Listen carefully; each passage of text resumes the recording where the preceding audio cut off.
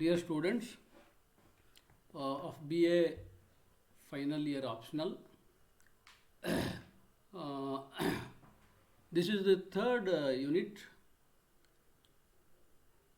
third session on the same essay, The Formalist Criticism by Clint Brooks. Let us continue the topic from the 11th point. So in the earlier session, we have already discussed 10 points. Now let us go ahead with 11 point. 11th point. See, either interesting work or interested reader. See, this is the point. So both are important. If the reader is interested, the work becomes very interesting. If the work is interesting, the reader will get interest in reading that. ಇಲ್ಲಿ ಎರಡು important ಅಂಶಗಳನ್ನ ಈ point ಹೇಳ್ತದೆ. ಏನಂದ್ರೆ ಯಾವುದೇ ಒಂದು text ಅದು what kind of a text it is and how best it is written, how best it performs ಅಥವಾ how best it makes an effect attracts ಅನ್ನೋದು ಎರಡು ಪಾಯಿಂಟ್ನಿಂದ ತಿಳಿದು ಬರುತ್ತಂತೆ. ಒಂದು, ಐದರ್ ಇಂಟ್ರೆಸ್ಟಿಂಗ್ ವರ್ಕ್, ಅದು ವರ್ಕೇ ತುಂಬ ಇಂಟ್ರೆಸ್ಟಿಂಗ್ ಆಗಿ ಇರಬೇಕು, ಅದು ಎಲ್ಲ ರೀಡರ್ಸ್ಗೂ ತುಂಬ ಇಂಟ್ರೆಸ್ಟೆಡ್ ರೀಡರ್ಸ್ಗಳನ್ನಾಗಿ ಮಾಡುತ್ತೆ. ಅಥವಾ ವರ್ಕ್ ಹೆಂಗಾರ ಇರಲಿ, ರೀಡರ್ ಇಂಟ್ರೆಸ್ಟೆಡ್ ಆಗಿದ್ದ ಅಂದರೆ ಆಟೋಮೆಟಿಕಲಿ ಆ ವರ್ಕ್ ಇಂಟ್ರೆಸ್ಟಿಂಗ್ ಆಗುತ್ತೆ ಅನ್ನೋ ಈ point. Sometimes critics enjoy some works, they move the readers, but emotional state of reader has little to do as to indicate the interested reader. See, sometimes critics enjoy some works. Critics are the ideal readers as they themselves have declared. ಅವರು ತಮ್ಮನ್ನು ತಾವು declare ಮಾಡ್ಕೊಂತಾರ. Critics ideal readers. ಅವರು any ವರ್ಕನ್ನು ಅವರು enjoy ಮಾಡ್ಬೋದು. ಕೆಲವು ವರ್ಕ್ಸನ್ನು ಅವ್ರು ಎಂಜಾಯ್ ಮಾಡ್ತಾರೆ. ಆ ವರ್ಕ್ಸ್ಗಳು ದೇ ಮೂವ್ ದ ರೀಡರ್ಸ್. ಆ ಟೆಕ್ಸ್ಟ್ಗಳು ದೇ ಮೂವ್ ದ ರೀಡರ್ಸ್. ಅಂಥ ಟೆಕ್ಸ್ಟ್ಗಳು ರೀಡರ್ಸ್ಗಳನ್ನು ಕೂಡ ಸಂಚಲನಕ್ಕೊಳಪಡಿಸ್ತದೆ. But emotional state of reader has little to do as to indicate the interested reader. ಆದರೆ ಅಂಥ ವರ್ಕ್ಗಳಿಗೆ ಆ ರೀಡರ್ನ ಇಮೋಷನಲ್ ಸ್ಟೇಟ್ ಐತಲ್ಲ, ಅದು ಲೆಕ್ಕಕ್ಕೆ ಬರಲ್ಲ. ಆ ಇಮೋಷನಲ್ ಸ್ಟೇಟ್ ಆಫ್ ಮೈಂಡ್ ಆ ರೀಡರ್ಗೆ ಇಲ್ಲದೆ ಹೋದರೂ ಆ ರೀಡರನ್ನು ಇಂಟ್ರೆಸ್ಟೆಡ್ ರೀಡರ್ನಾಗಿ ಮಾಡೋ ಒಂದು ಪೊಟೆನ್ಷಿಯಲ್ಲು ಆ ಟೆಕ್ಸ್ಟಲ್ಲೇ ಇರುತ್ತೆ ಅನ್ನೋದು ಇದರ meaning. Now let us move on to the next point, 12th point. Whether criticism should be self-effacing and analytical. See, criticism, whether it self-effacing and analytical, it depends upon the occasion and audience. ಇದು ಅಕೇಷನ್ ಮತ್ತು ಆಡಿಯನ್ಸ್ಗಳ ಮೇಲೆ depend ಆಗಿರುತ್ತಂತೆ. ಇದು self ಎಫೇಸಿಂಗ ಮತ್ತು ಅನಲೈಟಿಕಲ್ಲ ಅನ್ನೋದು, ಇದು ಆ ಒಂದು ಅಕೇಷನ್ನು ಮತ್ತು ಆಡಿಯನ್ಸ್ ಅಥವಾ ರೀಡರ್ಸ್ ಅವ್ರ ಮೇಲೆ ಇದು ಡಿಪೆಂಡ್ ಆಗಿರುತ್ತಂತೆ. So self effacing means that it self removes it off, that it self removes, ತನ್ನನ್ನು ತಾನೇ ಅಳಿದು ಹೋಗೋದು, ತನ್ನಿಂದ ತಾನೇ ಅಳಿದು ಹೋಗೋದು. Whether criticism should be self effacing and analytical.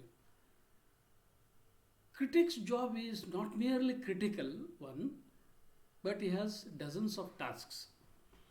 ಒಬ್ಬ ಕ್ರಿಟಿಕ್ ಅಂತ ಅಂದರೆ ಅದು ಯಾವ ಟೈಪ್ ಆಫ್ ಕ್ರಿಟಿಕ್ಕೇ ಆಗಿರಲಿ, ಅವನ ಜಾಬ್ ಬರೀ ಕ್ರಿಟಿಕಲ್ ಅಷ್ಟೇ ಅಲ್ಲ, ಕ್ರಿಟಿಕಲ್ ವಿಮರ್ಶಾತ್ಮಕತೆ ಅನ್ನೋದಷ್ಟೇ ಅಲ್ಲ. ಅದರ ಜೊತೆಗೆ ಹಿ ಹ್ಯಾಸ್ ಡಜನ್ಸ್ ಆಫ್ ಟಾಸ್ಕ್ಸ್, ಅವನಿಗೆ ಡಜನ್ಸ್ ಆಫ್ ಟಾಸ್ಕ್ಸ್ ಇರ್ತವೆ, ಡಜನ್ಸ್ ಆಫ್ ಕೆಲಸಗಳಿರ್ತವೆ. ಏನು? Knowing the author, See, if criticism has to be perfect, he should know the author, so that knowing the author is one of the tasks. Fresh personality of the same, ಆ ಆಥರ್ನ ಹೊಸ ವ್ಯಕ್ತಿತ್ವವನ್ನು ಇವರು extract ಮಾಡಬೇಕು. Comparing to others ಬೇರೆ ಆಥರ್ಸ್ಗಳೊಂದಿಗೆ ಆ ಆಥರ್ನ ಪರ್ಸ್ನಾಲಿಟಿಯನ್ನು ಕಂಪೇರ್ ಮಾಡೋದಿರ್ಬೋದು. Editing text and review writing. So sometimes they have to edit the text. So that is also the task of a critic, and review writing. So formalist critic concentrates upon the text and its form, wherein he goes with the knowledge of author, fresh personality of the same, comparing to authors, and editing text and review writing. So this is what, whether criticism should be self-effacing and analytical. Yes, it should be analytical with all these tasks of a critic. Now, what about the forms that these formalist critics think of? What about the forms the formalist critics think? We do have many forms like parable, anecdote, epigram, metaphor. So these devices are to be studied. These are the devices for a critic. These are the devices for an author.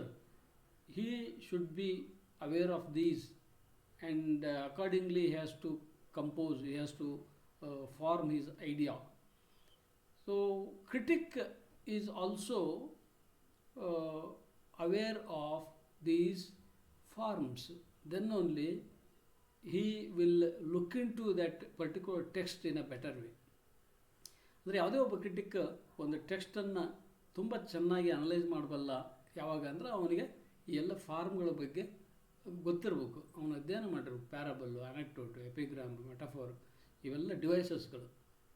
So critics' interest in social history and politics is not to be suppressed. When a critic criticizes a text, he should give a way for the social history. He should give a way for his interest in social history and his interest in politics, and these should be given away. These should be allowed. These should not be suppressed. ಯಾವಾಗಲೂ ಒಬ್ಬ critic ಅವನು social ಹಿಸ್ಟ್ರಿಯಲ್ಲಿ, political ಹಿಸ್ಟ್ರಿಯಲ್ಲಿ ಅವನಿಗೆ ಆಸಕ್ತಿ ಇರುತ್ತೆ. ಅದು ಯಾವುದನ್ನು ಕೂಡ suppress ಮಾಡಬಾರ್ದು. ಯಾಕೆಂದರೆ ಅದೆಲ್ಲದೂ ಒಂದು ಟೆಕ್ಸ್ಟಿನ ಮೇಲೆ ಒಂದು ಪ್ರಭಾವ ಬೀರಿರುತ್ತೆ. ಅದರ ಮುಖಾಂತರ ಈ ಟೆಕ್ಸ್ಟನ್ನು ಅವನು ಕ್ರಿಟಿಸೈಸ್ ಮಾಡಬೇಕು. So criticism has to come up as a close reading of text. So mainly critic should concentrate upon the text. Especially formalist critic concentrates upon the text, because text is the center, text is the main concern.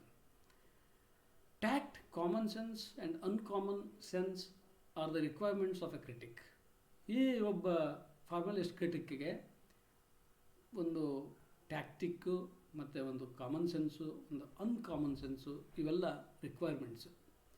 Brooks sympathises the critics who are tired of analysis. ಈ ಕೆಲವು ಕ್ರಿಟಿಕ್ಸ್ಗಳು analysis ಅನ್ನು negate ಮಾಡ್ತಾರೆ, ಅನಾಲಿಸಿಸನ್ನು ಕೈ ಬಿಡ್ತಾರೆ. ಅಂಥವ್ರ ಬಗ್ಗೆ ಈ sympathises, Brooks sympathises. And the lectures who spoke vulgar in the class room. ಮತ್ತು ಈ ಲೆಕ್ಚರರ್ಸು ಕ್ಲಾಸ್ ರೂಮ್ಗಳಲ್ಲಿ ತುಂಬ ವಲ್ಗರ್ ಆದ ಎಕ್ಸ್ಪ್ರೆಷನ್ಸ್ಗಳನ್ನ ಕೊಡ್ತಾರಲ್ಲ, ಅವ್ರ ಬಗ್ಗೆ ಕೂಡ ಸಿಂಪಥೈಸ್ ಮಾಡ್ತಾನೆ. So their forms are also very important, and those forms are found in text, and that's why text is the main concern, and that criticism has to come up as a close reading of text. So this is what formalist critics think about forms, and how text is very important as far as the form is also concerned. So now let us move on to the next point. Point number 13. See, modest role of a critic. See, what is the modest role of a critic? It is to help the practicing artist. ಒಬ್ಬ modest critic roll ಏನಪ್ಪ ಅಂದರೆ ಅವನು ಒಬ್ಬ practising ಆರ್ಟಿಸ್ಟಿಗೆ help ಮಾಡುವ ರೀತಿಯಲ್ಲಿ criticise ಮಾಡಬೇಕು. ಬರೀ reader ಅಷ್ಟೇ ಅಲ್ಲ, ಪ್ರಾಕ್ಟೀಸಿಂಗ್ ಆರ್ಟಿಸ್ಟ್ಗೆ ಹೆಲ್ಪ್ ಮಾಡೋ ರೀತಿಯಲ್ಲಿ ಅವನು ಕ್ರಿಟಿಸೈಸ್ ಮಾಡಬೇಕು. As A critic it is A negative help. ಆದರೆ ಒಬ್ಬ ಕ್ರಿಟಿಕ್ಕಾಗಿ ಒಬ್ಬ ಪ್ರಾಕ್ಟೀಸಿಂಗ್ ಆರ್ಟಿಸ್ಟಿಗೆ ಅವನು ಹೆಲ್ಪ್ ಮಾಡೋಕ್ಕೆ ಹೋಗೋದು ಒಂದು ನೆಗೆಟಿವ್ ಹೆಲ್ಪ್ ಆಗುತ್ತೆ. He can offer no formula to assess a work in terms of success and failure. ಇನ್ನು ಯಾವುದೇ ಒಬ್ಬ ಕ್ರಿಟಿಕ್ ಒಂದು ಪರ್ಟಿಕ್ಯುಲರ್ ಆರ್ಟ್ ಪೀಸ್, ಒಂದು particular text of literature or piece of literature, ಏನೋ ಒಂದು ಸಾಹಿತ್ಯಿಕ ಕೃತಿ, ಇದೊಂದು ಸಕ್ಸಸ್ಫುಲ್ ಆಗಿರುವಂಥ ಕೃತಿ ಅಥವಾ ಇದೊಂದು ಫೇಲ್ಯೂರ್ ಆಗಿರುವಂಥ ಕೃತಿ ಅಂತ ಅಸೆಸ್ ಮಾಡೋಕ್ಕೆ ಅವನೊಂದು ಫಾರ್ಮುಲಾನ ಯಾರಿಗೂ ಆಫರ್ ಮಾಡೋಕ್ಕಾಗಲ್ಲ. It is not possible to offer a formula to assess a work in terms of success and failure. ಇನ್ನು healthy criticism and healthy literary creation go hand in hand. So that's very important. Healthy criticism and healthy literary creation go hand in hand. ಯಾವಾಗಲೂ ಆರೋಗ್ಯಕರವಾದ ವಿಮರ್ಶೆ ಮತ್ತು ಆರೋಗ್ಯಕರವಾದ ಸಾಹಿತ್ಯಿಕ ಸೃಷ್ಟಿ ಇವೆರಡೂ ಜೊತೆಗೆ ಸಾಗ್ತಾವಂತೆ. Creative writer shall be better off for being in touch with a vigorous criticism. So creative writer ಯಾವಾಗಲೂ ವಿಗರಸ್ ಕ್ರಿಟಿಸಿಸಮ್ನ ಟಚ್ನಲ್ಲಿದ್ದರೆ ಅವನು ಇನ್ನೂ ಹೆಚ್ಚೆಚ್ಚು ಇಂಪ್ರೂವ್ ಆಗ್ತಾನೆ, ರಿಫಾರ್ಮ್ ಮಾಡ್ಕೊತಾನೆ ಅವನ ವೇ ಆಫ್ ರೈಟಿಂಗನ್ನು. It is advise to quit reading or join army. ಇದನ್ನು ಬಿಟ್ಟರೆ ಅವರು ರೀಡಿಂಗನ್ನು ಬಿಟ್ಟು ಆರ್ಮಿಗೆ ಸೇರೋದು ಒಳ್ಳೆಯದು ಅಂತಾನೆ.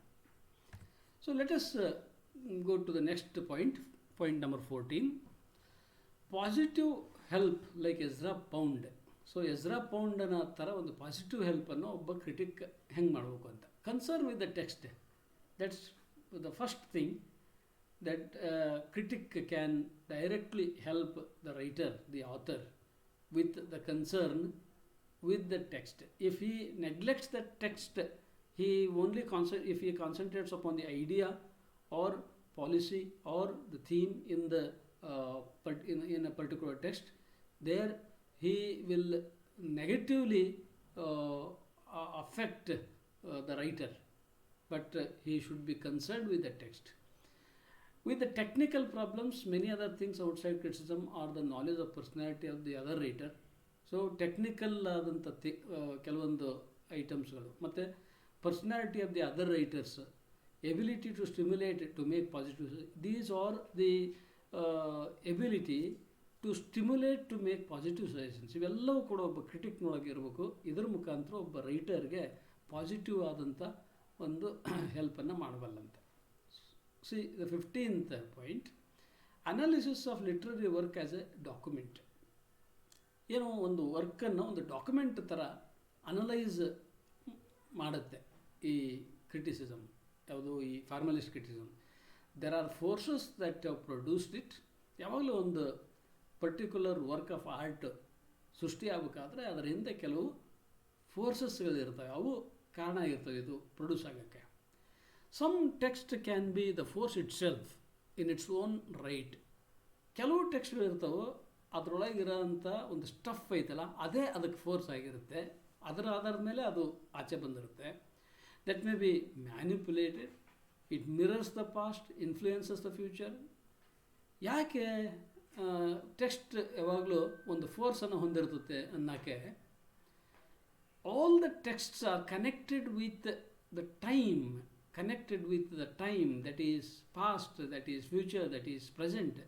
And that's why any text for that matter mirrors the past, influences the future.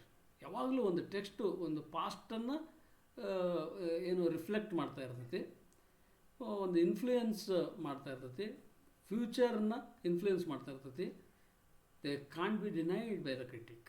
ಹಾಗಾಗಿ ಒಬ್ಬ ಕ್ರಿಟಿಕ್ ಟೆಕ್ಸ್ಟ್ ಮೇಲೆ ಕಾನ್ಸಂಟ್ರೇಟ್ ಮಾಡುವಾಗ ಅದರ connection with the time that is past and present and future ಅವನು ಯಾವತ್ತೂ ಕೂಡ ನೆಗ್ಲೆಕ್ಟ್ ಮಾಡೋಂಗಿಲ್ಲ, ಡಿನೈ ಮಾಡೋಂಗಿಲ್ಲ.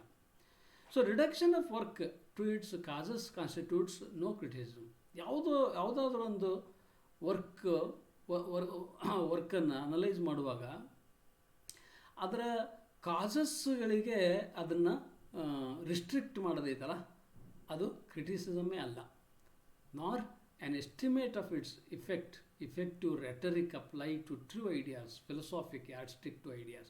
ಬರೀ rhetoric applied to effective rhetoric applied to true ideas, philosophic yardstick to ideas, ಇವುಗಳಿಗೆ ಮಾತ್ರ ಅದನ್ನ ಸ್ಟಿಕ್ ಆನ್ ಮಾಡಿದರೆ ಅದು ಕೂಡ ಕ್ರಿಟಿಸಿಸಮ್ ಅಲ್ಲ. So I think this much is enough as for this video is concerned. The remaining part will be discussed in the next video, that is fourth video. Thank you.